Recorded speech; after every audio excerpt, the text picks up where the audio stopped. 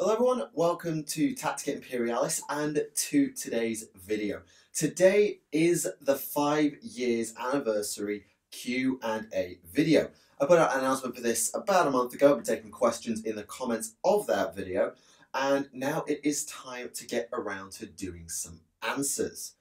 So first off, thank you very much to everybody who commented, whether it was to leave a question or just to leave a message in general. I do appreciate all the support that we've had over the last 5 years. And, well, I rambled on a lot in that video about a month ago, but I do really appreciate all the support that we've had on the channel. It does help, I'll be honest. Yeah, it's good. Anyway, I won't bore you with all the details. You didn't come for big, long rambling. You came for questions. Also, don't mind the slightly different setup. I'm just trying something since I inherited a camera and a tripod, so I want to see how this setup looks. I'm going to project the questions up here so you will be able to see them even when I'm not talking, so you just know what I'm talking about at any given time. That way you don't have to find the exact moment I ask the question if I go on a big long ramble. So without further ado, I'm going to get the comments up and let's see what we've got, shall we? Okay, question 1 comes from Purge the Weebs. Why do people leave weird names as their YouTube handles? Would you like to see the Gal Vorbak, or similar, return as a counter to the Primaris Marines? So the Gal Vorbak, for those who don't know, were the basically original possessed Marines found within the Wordbearers Legion during the Horus Heresy. They were powerful and, well, they were possessed, so they were pretty dangerous. As to whether I want to see a similar sort of unit used as a anti-Primaris counter, I'm going to say maybe. So there's 2 ways that GW can take the counter Primaris problem. The first is to introduce something new that we've never seen before, or reintroduce something like the Gal Vorbak, or they can introduce Chaos Primaris as a thing. And it's obviously going to be a thing in lore that Chaos Primaris exists. I think it's just a matter of time until we see them in the game.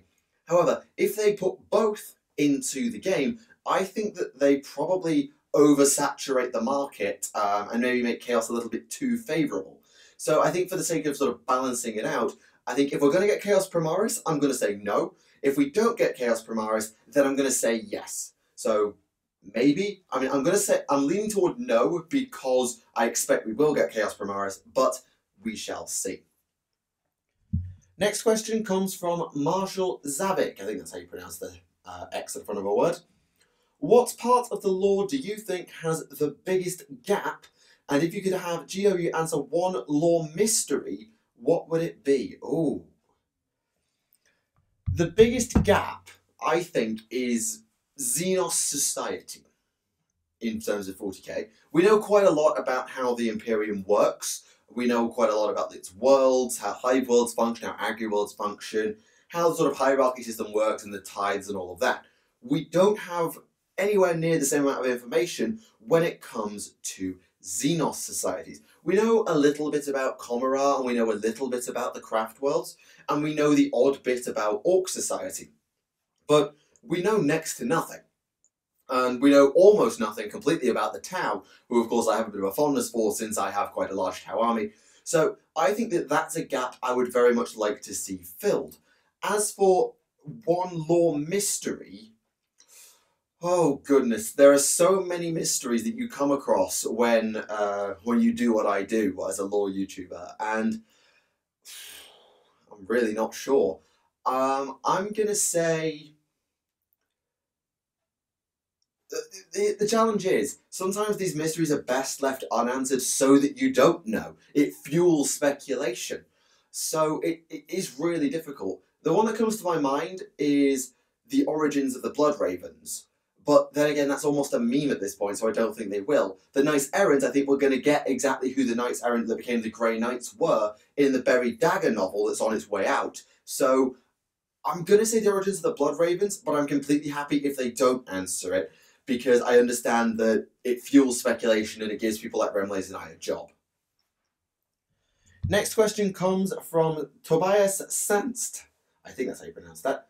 Have you / will you ever read The End Times, which is the final books of Warhammer Fantasy for those of you who are new? And the answer is no. I have not read the End Times. I never got round to them at the time because I wasn't that invested in fantasy, and they haven't really used them as a reference point in Age of Sigmar. They haven't really talked about anything that happened at the end of the world that was, aside from there was a thing that happened in the world that was ended. So they haven't really needed to go back and read them. I might do so, because this was obviously around the time of Fantasy's death, so they were going all in on it, and it's also before the 8th edition and sort of Gathering Storm writing of 40k, so it'll be interesting to compare the two and sort of see how they are, because a lot of people deride Gathering Storm, and some people do deride the End Time, so I might do, but it's not on my priorities unless Age of Sigmar's lore starts referencing back to it, and I need to go and get my facts straight. Okay, next question comes from Ludus Infinium. Have you tried any of the tabletop paper and pencil RPGs, and if so, did you enjoy them? No, I haven't. I very much stayed within the realm of the tabletop games. I barely played the specialist games. I'll be honest, I'm a little bit of a unexperienced with, inexperienced is the word. I'm a bit inexperienced with anything outside of the basic games, that being 40k and AOS, and I haven't played Middle-earth since it got redone. So, no, I haven't. And paper and pencil RPGs don't appeal to me quite the same way. I'm sure that with a good games master and a good setup, I could enjoy it, but it's not something I'm going to rush to try and do. I'd rather play games like Underworlds, like Blood Bowl, and games like that before I get to the paper and pencil stuff. Next question comes from Nightlord665. A bit of a personal question. How old are you, and when are you going to dance? Well, the easy question, I'm 22, okay? Not going to make a Taylor Swift reference, but yes, I am 22. As for the latter part of the question, not on camera, at least in any foreseeable future. So, no.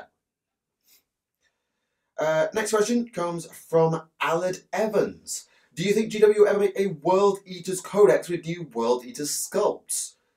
I don't know. I'd like to think yes, but it depends on what they want to do with the lore. If they want Angron back in the material realm properly, then I think yes, we will see a World Eaters Codex. So, do I think it'll happen?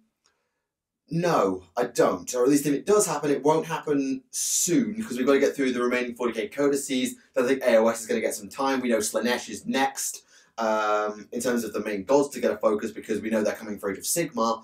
So, possibly, but I find it unlikely, at least short term. Will it ever happen? Don't know. But I think short term, at least, it's unlikely. Next question comes from Age of Archaon. It's the Age of Sigmar. It's not the Age of Archaon. I like Archaon, but no. When are you... Question's just going to be there. You can read it. Answer, I'm not. Simple as that. It's something that comes up in the comments. A lot of people just deride me for the way that I look. And it's just like, why? Why do you care? I mean, I know for a video like this where I'm on camera, fine, but you don't have to watch. You can just close the window or minimize the window, go to another tab. No one cares. So I'm not. I quite prefer the way I'm doing it. And so, yeah, no. Then I've got a series of questions coming from an individual called Warden Koosland. Koosland. I'm going to go Koosland. And there's 6 of them. Oh, blimey. First question. Could there be a chance of a successor chapter with the sole focus of aiding Imperial worlds by bolstering their worlds with garrisons, ideally guardsmen garrisons? If so, what would the possible parent chapters other than, of course, the Salamanders be? Well, interestingly, the Legion that had the most reputable force for doing such a thing were the Iron Warriors and the Imperial Fists. The Imperial Fists would often leave garrisons behind, and the Iron Warriors would do the same. So the most likely successor would come from the Imperial Fists. As for, do I think that it is possible? I don't think so. Because the Space Marines are not designed around garrisoning. They come in, they kick butt, they leave. That's generally their job. It's not up to them to make sure the world's rebuilt. It's not really their shtick. I mean, you talk about guardsmen garrisons here, but I don't think that that's the case either, because the only Space Marine aligned guard regiment I can think of is the Ultramarines, the Ultramar Guard, and we don't see much of them. So I find it unlikely as a dedicated role for a Successor chapter, but if it did exist, it would come from the Imperial Fists, in my opinion. Question 2. If it isn't too personal, what are you planning on making of your career? Excuse me. Actually, I am applying to become a physics teacher. I'm doing a physics degree at the moment, and the plan is to teach physics when it's all over. We'll see how it goes, I suppose. Okay, sorry if there's been a little bit jumping the change. I had to go and charge the camera. So next part of the question from Warden Kusland is it true that town women prefer human... Oh my god, why do people ask this? No. As of Shadow Sun, last of Kiryu's line, I believe the Shadow Sun called out the Emperor on his sense of style, so... No. Not at all. Part 4, what would the Imperium think of Adeptus Podcasters? Well, if you go by the canon of the podcast team, Remley is a sanctioned Inquisitor, so they're fine with him. And I suppose a Xenos hanger-on kind of works. Admittedly, some of the guests probably wouldn't fly, but as far as the podcast itself, as long as they kept it clean, I guess people wouldn't be too out of place with it. Maybe. I don't know. Part 5. Oh, I had a cough in the video. Yeah, I'm fine. Not perfect, but fine. And part 6. What was your highest moment when working on Tactica Imperialis? Ooh, good question. For me, it's probably either, in terms of a moment, probably all the Black Library related episodes of the podcast. They have been amazing things for me to do, to actually talk to the people who write the lore that I make my videos about. That's amazing. In terms of videos, I'm actually going to go with finishing Legions. The Legions miniseries, when I did all the Legiones Astartes, whilst it was a long series, and I can't really break it down to a single video, and it was an old video series, I was still getting used to writing lore, and I made a lot of well, I didn't make that many mistakes, but a lot of stuff has come out since, and so it's a little bit outdated. I'm really proud of that series. So probably Legions is my favourite set of videos. And I know it's a bit cliche because they're some of my most popular, but they are some of my favourite videos. More recently, I was very proud of the Catan script, probably just because of the sense of humour that I put into it. Okay, next question is from Fenrir. If you could pick any person, being, anything that isn't currently in miniature, which would it be? And if you think they could be made into a playable character that lore permits to be balanced, unlike a Chaos God of the Emperor, what army would you put them in? Oof. There's a lot to unpack in that question. Basically, who is a balanced person in lore that you want put into miniature is how I break that down. And I don't actually know. I mean, Vect, because the game needs Vect. So Vect is the obvious answer for me. Other than that, it's hard to say because there's a lot of things that I could see them doing. On the AOS side, I'd love to see another of the gods introduced. Because in AOS, a lot of the gods are actually in the game. Alariel's in the game, Nagash's in the game. Archaon is not technically a god, but he's kind of close, is in the game. Marathi's a half goddess, she's in the game. So I'd like to see models for Tyrion, Teclis, Valyrian, someone of that order. But I think we'll get at least one of them when the elves get done. Okay, next question is from W. Reed. I understand that 40k Galaxy is a dangerous and dark place, but it seems that the writers have stopped releasing anything remotely fluid and are just pumping out jaw-dropping stupidity. Case in point, Beast Arises' Fall of Cadia. So rant done, ramble. Question is, what are your thoughts on the direction of the storyline? I like it. I don't agree that the game could have actually stayed in the setting it was in. Something had to happen to the plot because we basically were at a point of doing nothing. We needed to do something, and so the plot change I'm kind of okay with. Could it have been better written? Absolutely. It could have been better written. Gathering Storm 3, I had to read of the plot of that thing, and blimey, it's convoluted. The Beast Arises, I don't get why that gets all the... I've heard that's quite good. Gathering Storm, I do take the point. In terms of the plot direction, introducing the new Space Marines, returning a Primarch, that sort of thing, I'm okay with it. Because it all sort of does flow. Like, we always knew Gilliman was alive and could be alive. The only sort of out of nowhere was Yvraine. Like, Yvraine was the biggest out of nowhere plot convenience. Call has been worked in since he was introduced. So I'm kind of okay with it, and it's allowed them a lot more freedom to add new writing now that we've got the Dark Imperium and the Cicatrix Maledictum. So is it perfect? No. Is it okay? Yeah, I'm okay with it. Okay, next question is from Anto. Question: with the War of the Beast, the almost complete loss of the Imperial Fists and its reinforcement, what aspect of Dawn was lost? Much like the aspects of the Emperor personified in his sons, when Dawn split his legion, the various chapters were made from him, and the truest of the true were kept in the modern Fist. That's correct. They were the loyalists to Dawn. One man and a troubled one at that could never instill that trueness. So what did they lose? What part of Dawn is no more? It's hard to say. Probably if they're the Dawn loyalists and the most Dawn-like people, then you probably look at Dawn's defining character trait, his staunch resilience. And so while I don't take it at all that resilience is gone, look at the Crimson Fist, for example, if there was anything they were going to lose, it would probably be that aspect, that sort of staunch, never say die attitude that all the Imperial Fists have, but was probably most personified by the Imperial Fist chapter, is my best guess. I'm not honestly sure. This question is from Age of Slanesh. Flipping out, we've had Archaeon, now we've got Slanesh. Do you think the Dark Oath, Slaves to Darkness, and Everchosen will be amalgamated into a single faction's battle tome like we have seen with the Gloomspite Gates and the Beasts of Chaos? Not quite. So what I want is Everchosen, which is a book that exists, and Slaves to Darkness to be put together. Because that way, the Slaves to Darkness get Varangard and Archaeon, which is really cool, and the Everchosen, who already basically have Slaves to Darkness in their army, get all the benefits of working with Slaves to Darkness. You'll probably need to really constrict the amount of Varangard you're allowed per army, or if you're going to do Varangard, you have to have Archaeon as your general, or something like that, but that's what I want. The Dark Oath, however, I want them to pull Marauders out of Slaves to Darkness and put them with Dark Oath to create a non-aligned mortal faction. So we have Slaves to Darkness, which is kind of like Mortal Chaos Undivided, like Chaos Warriors of Chaos Undivided, equivalent to Maggotkin, equivalent to Bloodbound. We don't have much lore on the Dark Oath, but they're not quite the same. They're tribesmen.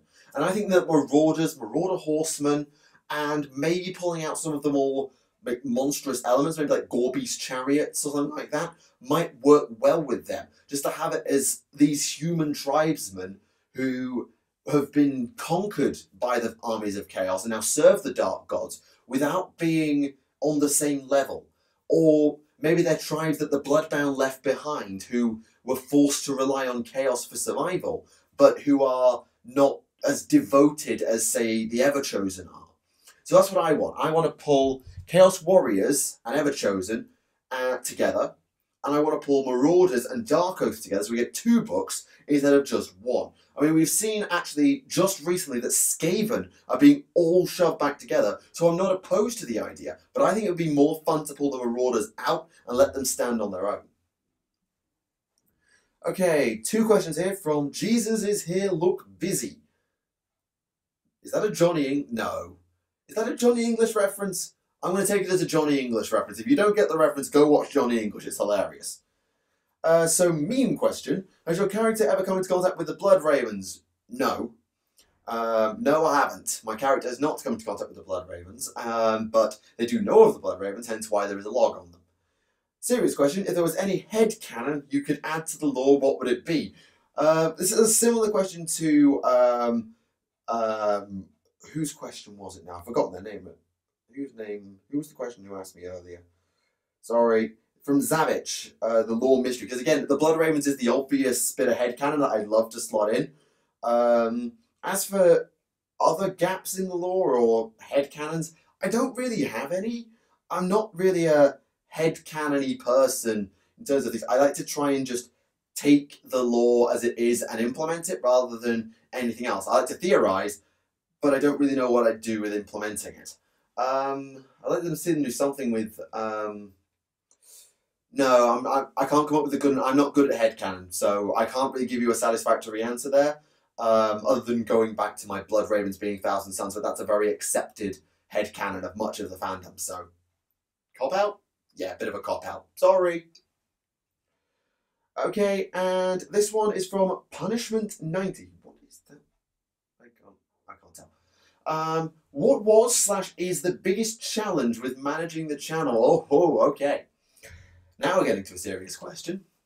So, for me, the channel has never been about challenge. It's always been what I do for fun. So I don't work at it like a job at all. But as I would say, probably the biggest challenge is trying on the lore side to find enough to talk about to make a good enough video whilst also trying to cover as much as I can. So for example, there are sometimes I get asked to do a topic on a chapter and there was just not enough info on that chapter out there without going and finding exactly one novel and reading it to death and over-analysing it to death because there's just not enough information. So sometimes I can't cover all the topics people want me to cover. And that's the challenge. It's finding enough information to make a lore video that I feel happy putting out and that makes a satisfactory length and content level for the audience. And it also means that I have to sometimes think, right, are there things I can sacrifice from this video because it would be better suited if I make a second video down the line. So for example, I've made about 5 orc videos, whereas I could have made that into one massive mega video had I had the time to do all the research and put it together. Because I have to balance what I can do on week-by-week deadlines. So for example, the Remembrances video, I missed out a bunch of Remembrances simply because I ran out of words and time to get that video together, because if I'd have gone on forever and ever and ever, I'd have been there for an hour. And whilst I would happily talk for an hour, it wouldn't quite grab people the same, and it would probably be a bit daunting for people. So I could easily make an addendum if I needed to. For example, if Remembrances get expanded or we get more information about them, then I could go back and also talk about some of the other older Remembrances from the Heresy. Maybe we shall see what Siege of Terror brings, I suppose. In terms of other practicalities, sometimes it can be difficult to come up with a topic to talk about, but then again, I'm quite good at rambling and off-the-cuff remarks, and GW often puts stuff out now, so it's not too bad. It's mainly just about finding in the balance of content volume to quality and research amount to time. So it's just juggling and balancing the books on lore to make sure that I get satisfactory content without overdoing it and putting the audience off, if you sort of understand what I mean. This question comes from Bjorn von Hern. The double dot on the O makes me think Hern because I've seen it pronounced that way. That's in German though, as opposed von Hern. Sorry, I'm gonna go with. Oh, hang on. There's a double dot on the O. Is it Björn von Hern or Bjorn von? Sorry, I'm not very good at Germanic languages. Hold my hand up on that one. What do you think would be a worse fate? To be forced to clean a Plague Marine's armour or to be tortured by a homunculus? This is not even a question. A homunculus can leave you alive basically forever in perpetual agony. So you don't do it. Yeah, the Plague Marine thing would be utterly disgusting and would kill you, but at least you'd be dead. And if you did stay alive and actually managed to do it, well, it might be a bit of a laborious job, but you could at least maybe make some progress. And if you can't, well, at least it's repulsive enough that you put up with it and you maybe get used to it as opposed to literal agony forever. So, sorry, that's a bit of a non-starter as a question, but I appreciate the answer. Okay, this one is from Leon Valenzuela, a regular turnout to the streams, and I recognise that name as well. Would you like to see a battle event, i.e. Black Library book plus tournaments plus new models, like we see in 40k done for AOS? Are we sort of referring to like the Fate of Conor campaign? Are we referring to Malign Portents? I'm not quite sure what this is in reference to. I really should have asked them what they meant by this, so I apologise. But I'd love to see things like that, where you get a novel or a sort of long-form book that is then fought out over the tabletop, and maybe even with some new releases from the protagonist, the antagonist, and such a thing. Kind of like if It Does Defiant got a novel, or maybe like Execution Force, that got a novel and a box game.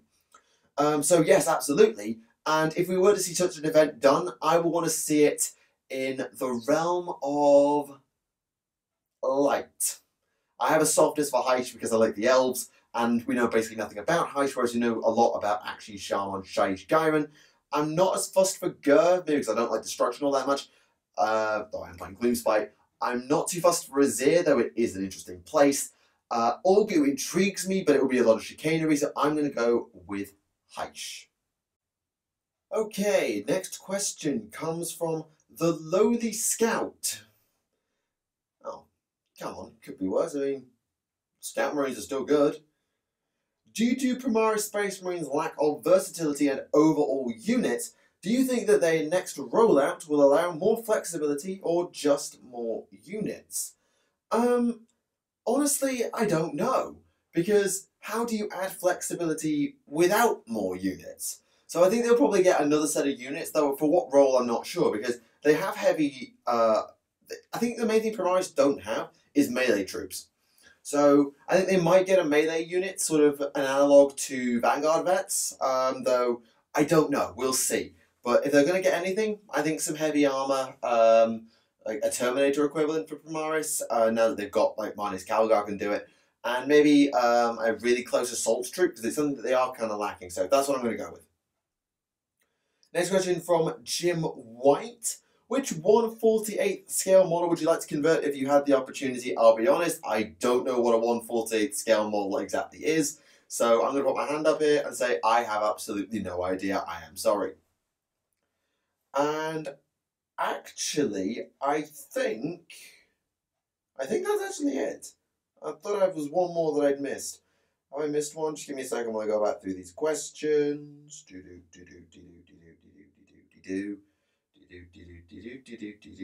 No, that's it. Right. Well, that was insightful, wasn't it? So there you go. That has been the 5th anniversary Q&A. I hope you enjoyed it. I apologise if you didn't get a chance to ask a question. I have answered everything that I was left in the comments. If you didn't realise the Q&A was going on, I do apologise. I tried to keep people informed that it was going on, but if you missed it, then sorry. I don't know if I'll be doing another one of this sort of style of video in the near future, because I've had a bit of issues with battery and things like that, and I don't know quite how the final cut is going to come out in editing. So let me know what you think in the comments below, sort of this style of video, if you'd like to see me do more sort of stuff like this, where maybe I won't be able to do it while I'm here. Maybe I can have a whiteboard type thing up like behind me, and we can just like discuss stuff on the white. I can draw stuff on the whiteboard and kind of go into full-on teacher mode, like I sort of discussed in one of the earlier questions. So do let me know what you think of this sort of style of video, or whether you prefer me to just sit back at the desk and do what I normally do. So, as I say, thank you very, very much for watching the video. I hope that you got satisfactory answers to your questions if you asked one. And if you didn't ask one and just wanted to sort of know something new, then I hope that you found this informative too. And yeah, thank you one more time for 5 years of support. I do really appreciate it. And I don't know what the next few years will hold with becoming a teacher and various other things that may or may not happen with life. We'll see how things pan out, I suppose. But thank you for sticking around, and I hope that I can continue to bring this sort of content and continue to be this sort of an individual for everyone, because I do enjoy doing this and it really does help. So thank you very much for watching. This has been Tactica Imperialis, and this has been the 5th anniversary Q&A video. I'll see you all again. Bye for now.